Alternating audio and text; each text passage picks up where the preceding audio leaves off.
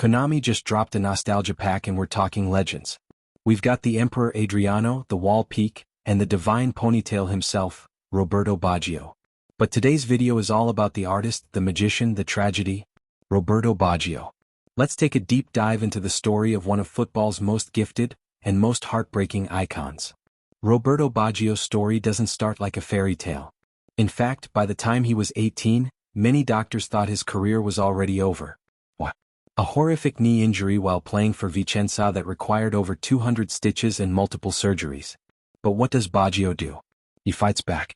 ACF Fiorentina signs him in 1985, and despite missing his first season, Baggio explodes onto the scene with his dribbling, vision, and flair.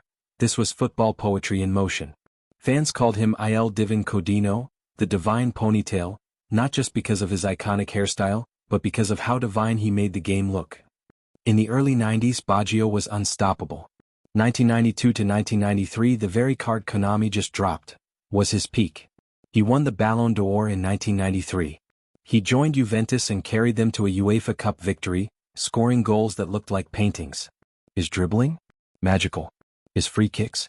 Ruthless. His mentality? Warrior. Baggio wasn't just good, he was transcendent. In a generation of giants like Romario, Hagi, Stoichkov, Baggio stood above with sheer elegance and intelligence. But then came USA 1994. Italy fought their way to the final. And Baggio? He dragged them there, with 5 goals in the knockout stages alone. It was the final against Brazil. 0-0 after extra time. Penalty shootout. Then he steps up, Roberto Baggio, Italy's golden hope. All eyes on him. He runs, shoots, over the bar. Silence. A nation in tears. That miss haunted him. Not just in the moment, but for years. People forgot the 5 goals that got Italy there. They remembered the miss. But Baggio wasn't finished. He came back. Played in 1998 World Cup. Moved to clubs like Bologna and Brescia. He became a mentor, a leader, and still, an artist. Even with injuries and setbacks, Baggio played until 2004.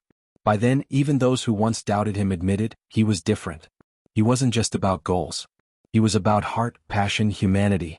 And that's why Konami's card from the 92 to 93 season is not just a card. It's a tribute to a man who turned pain into poetry, who rose from injury, who carried a nation, and who, even in his fall, remained a legend. So that's the story of Roberto Baggio, the magician who played with his heart on his sleeve. Let me know in the comments, are you picking up this epic Baggio card? And what other legends do you want to see next? Don't forget to like, subscribe, and turn on notifications for more nostalgic eFootball content. This is eFootball Mastermind, and I'll catch you in the next one.